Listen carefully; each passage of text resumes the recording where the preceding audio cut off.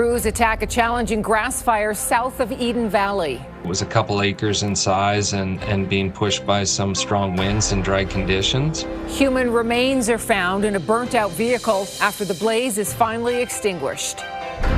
Plus, Calgary police meet with nervous Northeast residents. So scared what's going on, there's a lot of shooting. A big police presence in Redstone this morning, close to where someone recently opened fire. And a Calgary-born goalie will be in net for Team Canada in Milan. In any role that they want me to be, I'm just going to be the best Logan Thompson I can be. He's taking a little bit of home with him, thanks to a local artist. It's pretty cool to get the chance to do this for sure. CTV Calgary, local breaking news with Tara Nelson. Hello and thank you for joining us. We begin with a developing story tonight. Emergency crews made a terrible discovery when they were called to a grass fire an hour and a half southwest of Calgary. After putting out the flames, they found a burned out truck and inside human remains. Tyson Fedor joins us from near Longview, and Tyson, police were called in after that fire burned for several hours. Well, RCMP Major Crimes has now taken over the investigation. On Thursday, investigators could be seen in a scorched field looking for any evidence after a grass fire was fully extinguished. That is when they found human remains. It was a burnt-out pickup truck that Mounties say is where the human remains were found. Any details about who was in that vehicle or how many people died is not known. However, officers were searching the vehicle for any evidence. Foothills County fire crews, with the help of units from High River, Longview and Diamond Valley, were dispatched to a grass fire around 9:30 Wednesday night. It took several hours to put out, and hot spots were still being doused around 7 a.m. on Thursday. The scene is located off a gravel road west of the Bayou Ranch National Historic Site. Fire crews say flames spread quickly. Crews were able to locate it. It was a couple acres in size and being pushed by some strong winds and dry conditions. It grew to about 5 acres in size. It was tricky to get our bush trucks to it to put the fire out. RCMP are not providing any updates at this point in the investigation. Anyone with information is asked to call police or Crime Stoppers. RCMP do say that this case remains under investigation. Back to you. Thank you, Tyson. A town hall is underway in the Northeast this hour. It comes after an increase in violence connected to a number of extortion cases plaguing that area, and frustration from residents who say they are not getting enough information from police. The meeting is being held at the Dashmesh Culture Centre. It's hosted by the Calgary Police Service, Alert and Crime Stoppers, and it was prompted by the rise in extortion cases and shootings targeting members of the South Asian community. This is public safety priority number one for the Calgary Police Service, and it's our job to reassure the community that we are taking each and every complaint that we get seriously and working with our partners, as we said, to bring some closure and reassurance to the victims and complainants on these files. Mark Villani is there in Martindale tonight. So, Mark, what else can you tell us about this meeting? Well, Tara, it's a full house here at the Dashmesh Culture Centre. We can tell you that we're not allowed to actually go inside with our cameras because some people here are actually victims of extortion threats. So what we can tell you, though, is that police are focusing this conversation on reassurance and information. They're trying to get the community to come together on all of this, as many people are pressured to stay silent so when they're threatened with violence or asked to spend large sums of money. Now, this is an educational opportunity. Lots of people searching for more tips on how to prevent this from happening, but many people also looking for more answers as their neighborhoods are threatened with crime. From late night shootings to the suspicious death investigation of 2 people inside this home, the northeast community of Redstone has been rocked by alarming incidents recently. Thursday morning was no different, as the Calgary Police Tactical Units and CBSA immigration officers engaged in a search warrant. That was quite surprising to me. I have never seen such thing before. And community members say they're on edge. Not far in Taradale, this home was recently targeted by an extortion threat, and bullet holes remain at this house on Redstone Common. Calgary Police confirms it's now investigating 21 separate extortion cases, including several shootings. A town hall meeting with law enforcement now aims to shed some light on why this is all happening. The frustrating part is the CPS, provincial government, federal government, there's got to be some action. It just can't be talk. It's insane, This Redstone resident says he wants to see a stronger police presence. It would be great if there was a police station here making sure hey, we're here, we mean business, we're here to protect you guys. Meanwhile, others are worried about safety and want answers. Random people is just coming to shoot somebody's house, but we don't know what's the real story about it. That's scary. We're about to look for another place to live. Police say threats are made online over communication apps, demanding money and pressuring victims to stay quiet. Investigators confirm some callers are linked to India's Lawrence Bishnoi gang, labeled a terrorist entity by the Canadian government. Others stem from disputes over immigration or work permits, where former employees are allegedly targeting employers for money. In BC, I've heard people are going for the gun training. They are applying for the license. So we cannot take law in our own hands. Now, other Canadian cities have seen similar extortion incidents, including dozens reported in BC's Lower Mainland. Members of the Calgary Police Service are actually expected to travel to Surrey next week with police agencies from across the country discussing this topic. We can also tell you that just last week, extortion targeting South Asians was also front and center at the First Minister's meeting between the premiers and the Prime Minister. Tara. Okay, Mark Villani reporting. Mark, thank you. Crown prosecutors say a Calgary man who was arrested on extradition warrants is a flight risk if granted bail.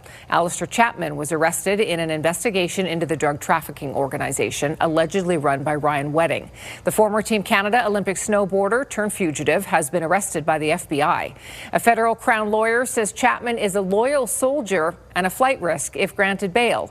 Chapman's lawyer is asking that he be released on a $500,000 surety guaranteed by his parents. The judge will make a ruling on February 27th. The truck driver who caused the Humboldt Broncos bus crash has lost a refugee bid. Jaskarit Singh Sidhu's lawyer says his client is one step closer to being deported to India. The Canada Border Services Agency is now under a legal obligation to remove Sidhu from Canada. His lawyer plans to ask for a deferral. The board is still considering a previous application to restore Sidhu's permanent resident status on humanitarian grounds because he was a child with complex medical issues. 16 people died and 13 were injured when Sidhu, driving for a Calgary trucking company, went through a stop sign into the path of the Broncos bus in 2018. The hockey community in Birmingham, Alabama continues to mourn a teenager who was one of 3 hockey players killed in a crash near Staveley on Monday. 17-year-old Caden Fine was from Alabama and started playing hockey when he was 9 years old. Last year, he signed with the Southern Alberta Mustangs junior team and moved to Staveley. His former coaches at his old rink in Alabama are devastated. The old cliche is, you need to be big and tough to play the sport, but he made up for it with his heart and his grit.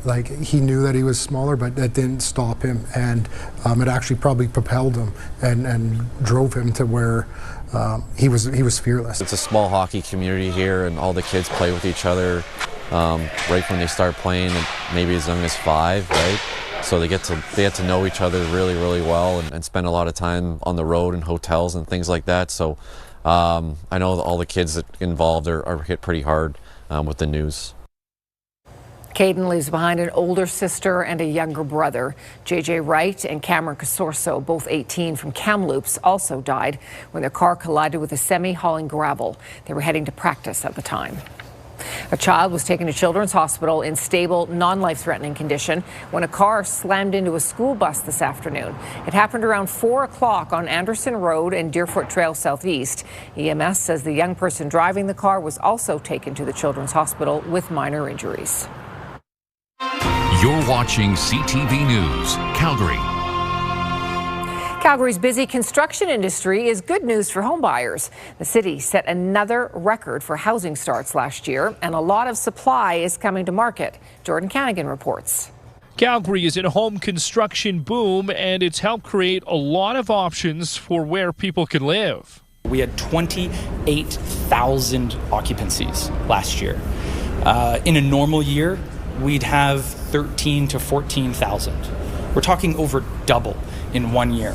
It's the third straight year Calgary has led the country in housing starts, with single-family, row homes, condos, and more all going up quickly. On any given street, we're seeing stacked townhomes, we're seeing duplexes, we're seeing singles with suites in the backyard or across the lane. And new numbers from the Calgary Real Estate Board show home sales were down 15% year over year in January, and prices dropped about 5% over that same time. Sometimes affordability drives what they can actually purchase, right? So we have to keep that in mind. But generally what we've been seeing is that sales are slower almost across all property types. But it's the high-density housing seeing the biggest impact.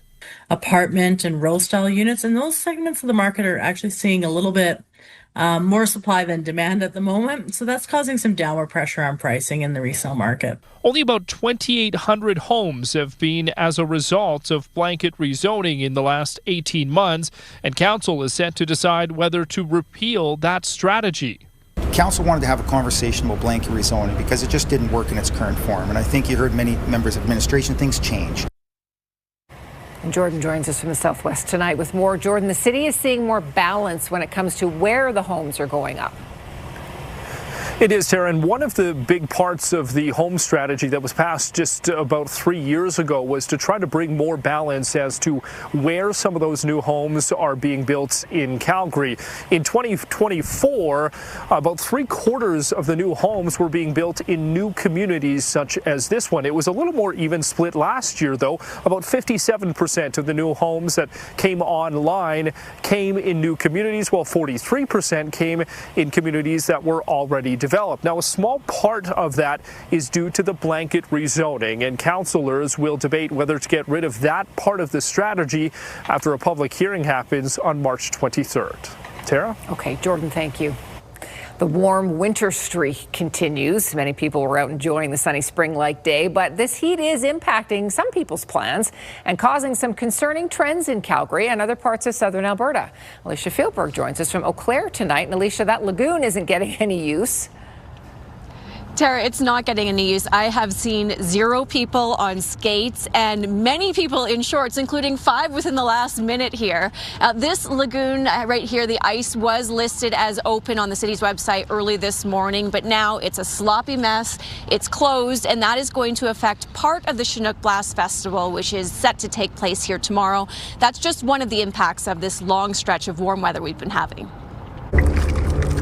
These aren't typical tools for February, but window washing rather than snow clearing is giving some Calgary crews work during the mild winter. But it doesn't make up for the lost business. We are usually sitting at about 30 snowfalls a season. This year we've only been out, I believe, not even 15 times yet.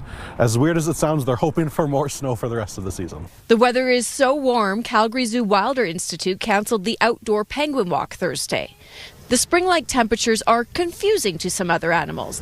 Bees are flying in February, and though they often emerge for quick bathroom breaks on warm winter days, stretches like these can strain the hives. They're using a lot of energy to fly around, look for stuff, and then they come back hungry. That's the biggest risk right now, is that they are going to run out of reserves before the real spring hits. Wildlife experts say bears may also emerge, so people should always carry bear spray and stay in groups. And those animals that go into torpor, bears being a good example, can respond to these more sort of proximate and extreme changes in weather. In southern Alberta, not uncommon to see bears all months of the year. Another potential risk, fire safety should also be top of mind, with toasty temperatures and dry grass like tinder lying exposed. 7 grass fires in January in Foothills County. And it's February 5th today, and we've had 5 grass fires in February already. Outdoor Festival Chinook Blast is used to adjusting its programming. Last year was so frigid, some events moved indoors. Now it's too warm to host some events outside. This ranks right up there as one of the warmest. And so even in our 6 years, we've gone from the warmest to the coldest and everything in between. And yet we still regularly have in the hundreds of thousands of visitors. Friday's skate on the Eau Claire Lagoon is cancelled due to the soft, watery ice. But there will still be art installations and live music and circus performances for families to enjoy for free. Alicia Fieldberg, CTV News, Calgary. Let's bring Danielle in now. This really is unusual for this time of year. Absolutely. When you look at southern Alberta, daytime highs were in the mid to high teens. In some communities, Lethbridge, for example, got into the 20s today. So to kick off February, yeah, this is unusual and certainly a whole lot warmer than this time last year when most communities were having wind chills in the -30s. All right, we're at 7 degrees right now. The winds have shifted directions, so we did get up to 17 in the city today, but now we no longer have the winds out of the west, out of the southeast, so the temperatures are dropping off fast for the evening. We'll kick off tomorrow morning at 0, mainly cloudy skies, and we should see more sunshine in the afternoon. The winds will pick up again tomorrow, 40 kilometers per hour. That will be out of the west, which should get us up to about 13 degrees, Tara. Danielle, youth unemployment is high in Alberta. Coming up, a job fair to try to connect young Canadians with jobs, especially those in racialized communities. Also ahead, stumbling blocks for Team Canada. Our Olympians face early challenges in Italy. We're back in about 1 minute.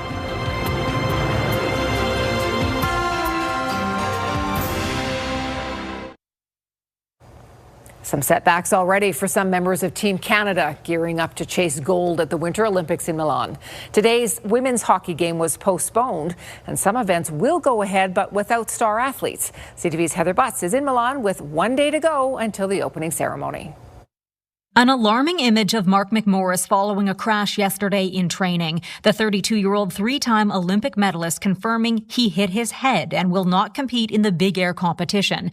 In a statement, McMorris said, "Fortunately, things are looking good for slopestyle, so I'm staying positive and shifting my focus there." Snowboarder Tess Critchlow has already had to withdraw due to injury, and Canada has had to swap out athletes in men's hockey and figure skating in the team event because of injury. For those who've been injured and unable to compete, I feel for them first and foremost, and therefore give them as much support to see if they can compete in the case of those where it's questionable. Facing these early obstacles, there's also questions over how the Olympic team is preparing to handle competing against the Americans at a time of heightened tensions between the countries. The rivalry with the United States is one that's decades and decades old in sport, and yet I think there's a little bit more riding on it. That rivalry most anticipated on the ice, where it will be a monumental year for hockey, marking the return of NHL players in the men's tournament for the first time since 2014. Combine that with the first winter game since the Professional Women's Hockey League launched, putting a spotlight on an extraordinary depth of international talent. This is an immensely talented team, and they're in their final preparations. And very soon we will see them walking into opening ceremonies to show the world just what Canadian excellence looks like. While Team Canada battles injuries, Finland is dealing with illness. The two countries were supposed to face off today in women's hockey, but the game was postponed as the Finns battle the norovirus. Team Canada's first game will now be against Switzerland on Saturday. Heather Butts, CTV News, Milan. A lot of local watering holes are planning to open early for the games. So far, 91 Alberta bars and restaurants have applied to the Alberta Gaming, Liquor and Cannabis Commission to extend their serving hours. 33 of those are in the Calgary area. Bars and restaurants can apply up to 3 days before an event for early opening and only for medal rounds. This is CTV News, Calgary.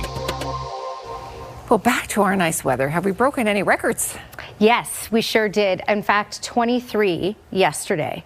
We need to wait to the next day because Environment and Climate Change Canada has to confirm everything. So we'll have the details on today, tomorrow for you, but we got very close in Calgary.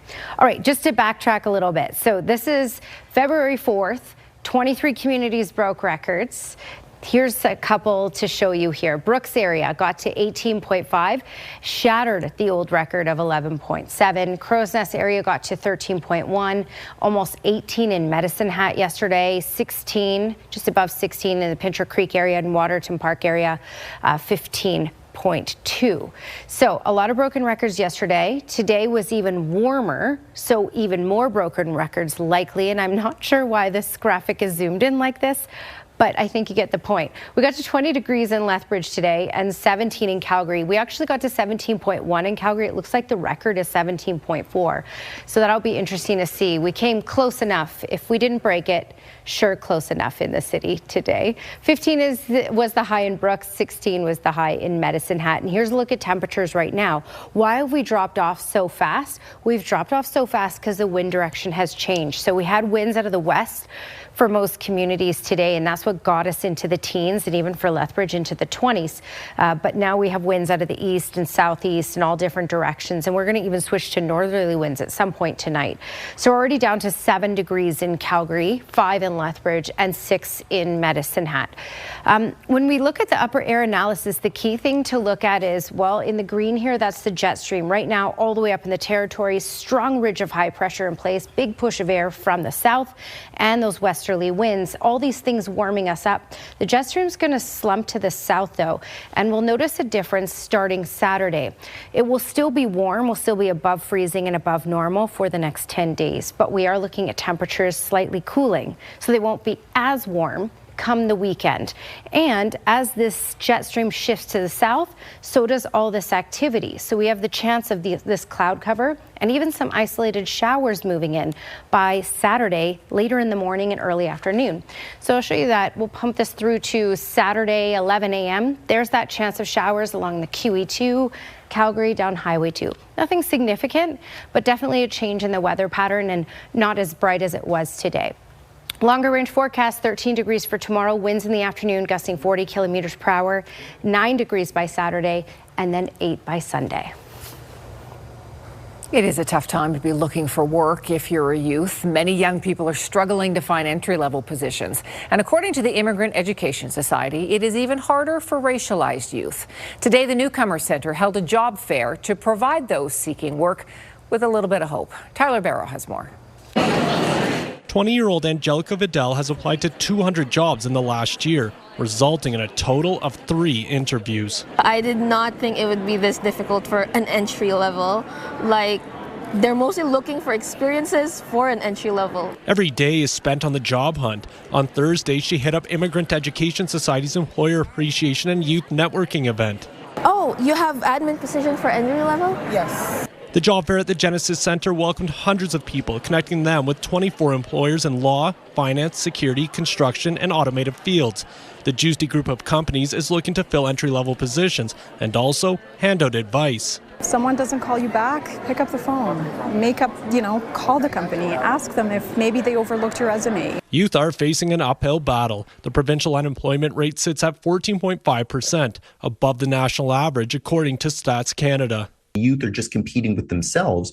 They're also competing with low-skilled people who are having a hard time finding jobs and having to move down into the jobs that would normally be taken up by teenagers. The Immigrant Education Society stresses it's even harder for racialized youth to find employment. It once took their clients 2 months to find work. Now it can be up to 6. Some employers not really understanding the value of what newcomers bring to the country and that they are actually experienced. Which is why many here just need one to give them a shot. I'm being hopeful I will get the right job for me in due time. While those who have been in Canada for years are trying to not lose hope. We're not getting accepted at this very entry-level job, so where are we supposed to get this experiences? Tyler Barrow, CTV News, Calgary. A new report is giving us a look at how difficult it is to access a doctor in Alberta. Even those with family physicians are having trouble getting issues addressed. And cooking made easy, really easy. A new parchment paper meal prep innovation.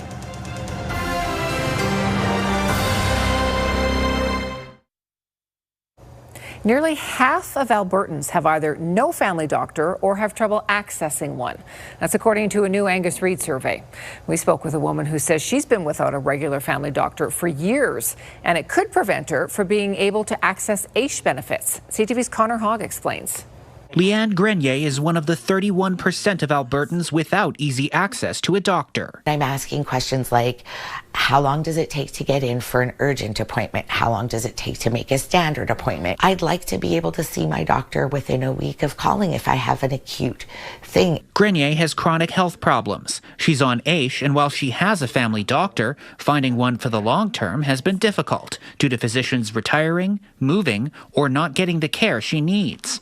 Grenier says she's worried about whether seeing different doctors will mean she won't be able to demonstrate her disability. I'm worried about in July when they kick us off to ADAPT and we have to reprove ourselves that I won't have had my doctor long enough to validate those medical forms I'm going to need. A lot of doctors aren't comfortable signing off on those kind of forms unless they have a history with you. The Ministry of Primary and Preventative Health Services says Alberta needs more family physicians, even though it's added a record number in the last year. Dr. Louis Francis Scuddy says more has to be done to encourage young doctors to enter family medicine as the number of aging Albertans increases. The system that was designed for healthcare was designed at a time when Canadians were young. Our population has aged, including myself. We have to sit back and have a crucial conversation about the things that are not going so well. The province says even with some doctors leaving the system, Alberta added more than 1,300 last year, nearly 800 more than in 2024. The ministry says it remains focused on recruiting. Connor Hogg, CTV News, Edmonton. The films are short, but they take a lot of effort to put together. Still to come, we'll show you the work of some microfilm producers here in Calgary.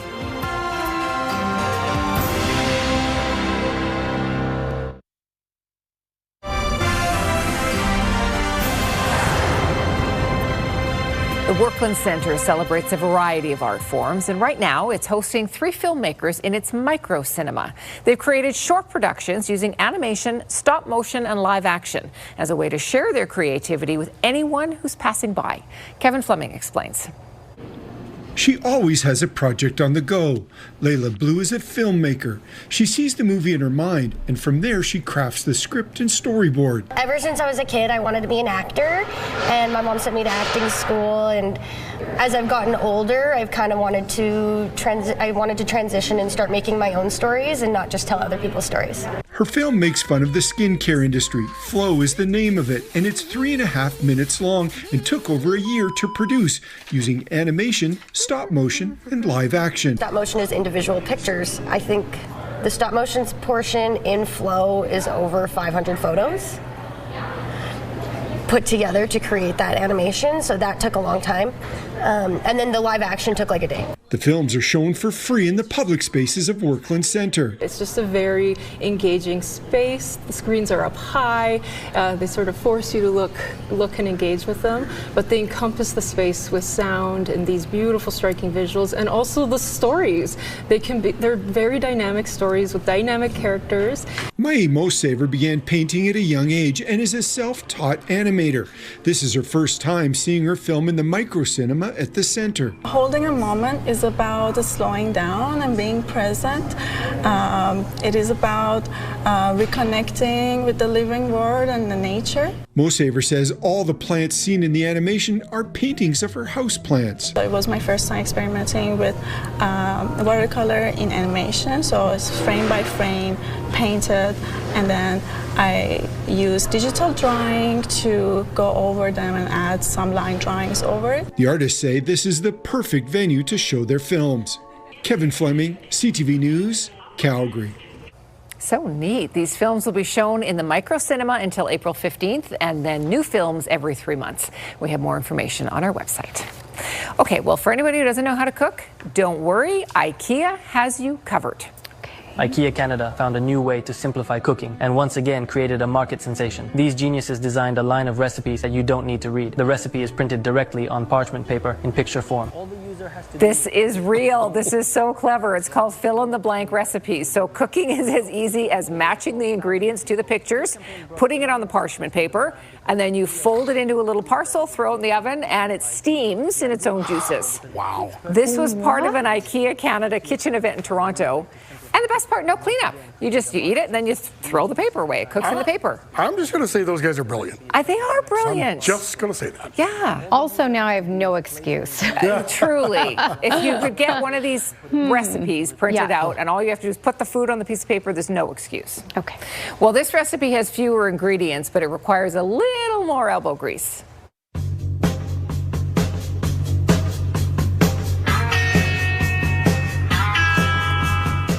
Canadians are tough, so just watch this. During last week's cold snap out east, these friends got together, didn't stay inside, they headed outside to make ice cream. So this is when it was minus 30 degrees outside.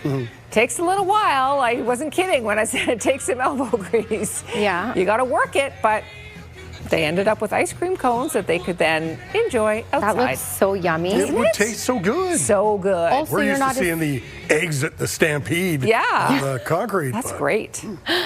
Well, commuting can be a bore, but not for passengers on this route. Life is short. We need to smile more.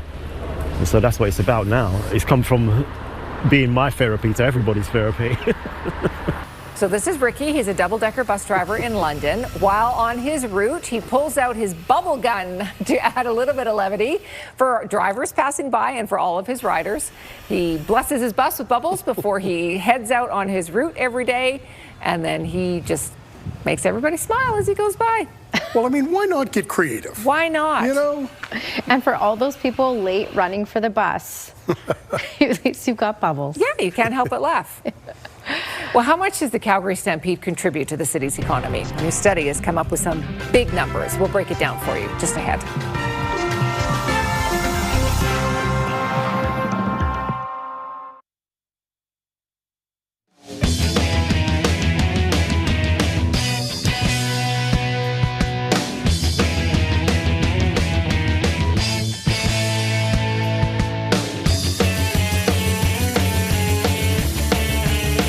CTV Ski Report, brought to you by Sunshine Village, home of Canada's best snow and hottest lifts. Here's your Skywatch weather camera on what may be a record-breaking day for Calgary. I will say we got close. I'll show you numbers in just a second here, but there are likely many broken records today in southern Alberta, more so than yesterday. And this is how close we got. 17.1 was our daytime high. Now, Environment Climate Change Canada still has to confirm this, and we will update you with the official numbers tomorrow. 17.4 is the record. So, toasty day in the city. 7 is the current temperature because we have lost the winds. Here's a quick look. I fixed the graphic. Here's a quick look at the daytime highs out there today. 13 in Rocky Mountain House, 11 for Banff, 17 for Calgary and Pincher Creek, and 20 for Lethbridge. So unbelievable considering it's early February. Right now, as you can see, temperatures, yes, have dropped off fast because we now predominantly have the winds at the east and southeast. 7 in Calgary at the moment, 5 in Lethbridge, 6 in Medicine Hat. This is still well above normal. Radar and satellite, there's that jet stream way up here, the clouds following along that. That's going to shift down on the weekend. But for tomorrow, just a couple clouds will sneak in the morning, mainly cloudy in the morning, 0 to kick off the day when off to work and school. In the afternoon, 13. So still in the teens, just not quite as warm as today. Gusting out of the west at 40 kilometers per hour. We should see a little more sunshine out there tomorrow. That's your 24-hour forecast brought to you by Action Furnace. Fixed right or it's free. Police are investigating the discovery of human remains southwest of Calgary. The remains were discovered in a burned-out truck after a large grass fire near Eden Valley. Calgary police are holding a public town hall meeting in the northeast tonight in response to a spike in extortion and shootings, which have left many residents feeling unsafe. And outdoor rinks are turning slushy in Calgary in this mild weather. The Chinook Blast Festival has canceled tomorrow's skate on the Eau Claire Lagoon. Seeding time is fast approaching for southern Alberta farmers, and many may be wondering if the dry and mild winter will have any impact on crop yields. In January, the Lethbridge region saw just 2.9 millimeters of precipitation. It normally gets about 11. Higher temperatures have also dried out much of the vegetation. Experts say there is an above-average snowpack in the mountains, though, and they will keep their fingers crossed for plenty of spring rain. A new report is highlighting the growing economic impact the Calgary Stampede has, not just on our city, but right across the country. According to analysis from MNP, the Calgary Stampede generated $721 million across the province in 2025.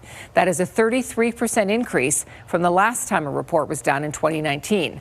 Across Canada last year, Stampede-related activity produced $872 million nationally. $664 million was generated in Calgary specifically, which includes more than $190 million in wages and salaries. And proportionately, there were more outside of Calgary visitors coming here and spending money. That's money that came to Calgary that otherwise wouldn't be here as a result of hotel room rentals, restaurant tabs, Uber rides, things of that nature. But it's also generated by our year-round business as a result of the expanded BMO Centre. There were 1.47 million visitors through the Stampede gates in 2025 as compared to 1.27 in 2019. More than 19 million passengers went through the Calgary airport last year. That's 500,000 more compared to the previous year. July and August saw historic volumes with more than 2 million people traveling through YYC per month. Airport officials say the demand means more tourism and economic opportunities for Calgary and Alberta. It also says it continues to invest in YYC to keep pace with that growth. Another big tech company reported earnings today. Amazon released results after the end of the trading day. Here's BNN Bloomberg's Marilla Fernandez. Once again, it is the amount of money being spent on building out AI capacity that is eye-popping. Analysts had estimated Amazon would spend about $145 billion this year on things like data centers, chips, and other equipment. But the company says it will be closer to $200 billion. Amazon says it expects strong return on these investments in the long term, but investors still have concerns. Amazon stock started dropping in after-hours trading. Here are the closing numbers for the day. The Canadian dollar is down to 73.02. West Texas Intermediate down $1.85 to 63.29. Western Canadian Select is up over $1.50 to 49.48. And the TSX sank today, dropping another 576 points. Those are your business headlines. I'm Marilla Fernandez. Prime Minister Mark Carney has unveiled a new national auto strategy that includes an end to the electric vehicle mandate, but the return of EV rebates. Carney says the goal is to protect jobs and reward companies making vehicles in Canada.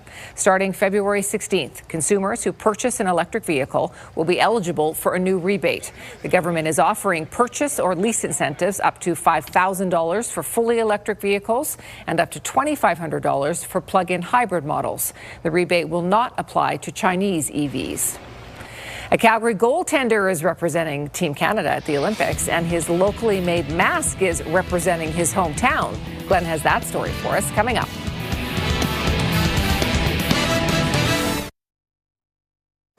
The Calgary Flames won the season series against the Edmonton Oilers last night. Glenn is back with us. That was a pretty good Battle of Alberta. Tara, that was a fun game to watch. It pretty well had everything, but little did we know it would be Jonathan Huberdeau's final game of the season. We learned this morning that Huberdeau will undergo season-ending hip resurfacing surgery.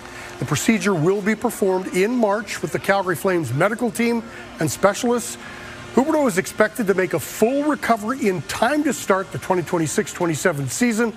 Huberdeau did go out in style, though, scoring the game's first goal against the Oilers last night. Let's go to the rest of the highlights from last night's Battle of Alberta. Pick it up, game tied at 1. Mackenzie Weegar lead pass to Matvei Gridin over the blue line, rips it past Tristan Jarry. Third of the season, 2-1 Flames. Second period now, Flames with the pressure on Zach Whitecloud. He's going to take the shot from the point. Connor Zary gets his stick on it. His ninth, 3-1 Flames. Now score 3-2. The Oilers pull even. Kasperi Kapanen just fires it at the net, and somehow it eludes. Devin Cooley. So we're tied at 3 apiece, but just 2 2.5 minutes after that, Flames regain the lead. Pinballs in front. Ryan Lomberg fires it past Jarry, his fourth. 4-3 Flames. That's all the score in this game. Another solid performance from Devin Cooley. He kicks out 36 shots for the win. Nice way to go into the Olympic break. Yeah, they're a really good team. They have obviously some of the best players in the world on that team, and they're very sneaky, and they had some sneaky goals tonight, and sometimes you got to tip their cap, but also I made some mistakes that I'm not that happy with. But we got the win, and the boys got the goals, and that's all that matters, so I'm really excited about that. Yeah, it's the Battle of Alberta, best rivalry in hockey, so no, it's always easy to get up for this ones, and obviously love scoring on them and watching them lose. Calgary's Logan Thompson took an unconventional route to get to the NHL. He wasn't drafted into the NHL. His journey took him from the AJHL to the WHL, Brock University, the East Coast Hockey League, and finally a free agent deal with the Vegas Golden Knights. Thompson's come a long way and will now live out an Olympic dream. Logan Thompson grew up playing in the Blackfoot Minor Hockey Association. His story is one of never giving up. Despite a solid junior career with the Brandon Wheat Kings, Thompson was never drafted into the NHL. The 28-year-old, though, never gave up on his dream of being an NHL goaltender, despite having all the odds stacked against him. You always, I think, need to have a little bit of that FU personality to if you want to keep climbing the ranks. But for now, I'm here. My biggest mindset's just want to stay in the league and be a top goalie and just help my team win every game. Thompson's done plenty of winning with the Washington Capitals. In his 2 seasons as a starter for the Caps, he's 47, 27, and 10. He's one of the top goaltenders in the league, and Hockey Canada has noticed. Thompson's going to Italy to represent Canada at the Winter Olympics. Yeah, getting that call was a dream come true. Like I said, really thankful for the opportunity and just excited to get over there. Thompson will wear this mask at the Olympics, painted by local artist Dave Freed. He wanted to make sure it represented where he comes from. What he asked for was he wanted a Calgary/Alberta vibe for his mask. So, still wants a very Canadian kind of leaf on there, but the background stuff, he definitely wanted the Calgary Tower in there. And I kind of asked him if you want to do that kind of that pond hockey scene in front and then the city and the mountains in the back. The mask also comes with a grizzly bear in the mountains and a moose on the backplate. And that's not the only Olympic mask Freed has painted. He's also done one up for Darcy Kemper on the men's team and for Emmerance Mashmeyer and Kaylee Osborne on the women's team. I got fortunate enough to get a big kind of swath of the Team Canada goalies this year, which is a huge honor and also a huge responsibility because I want to make sure these are representing our country and the goalies themselves. Now, Freed also painted masks for Canada's Paralympic goaltenders. The new not-so-great, for another Calgarian, Braden Point, he's not going to be going to the Olympics due to an injury. He is going to be replaced by Seth Jarvis of the Carolina Hurricanes. That's such a tough thing for him that he can't go, right? And you hate to hear of these athletes at the very last minute who are having their plans changed. Heartbreaking, right? After the years of training. Absolutely, yeah. Okay, final word on the forecast, Danielle. Okay, so I'm going to put it this way.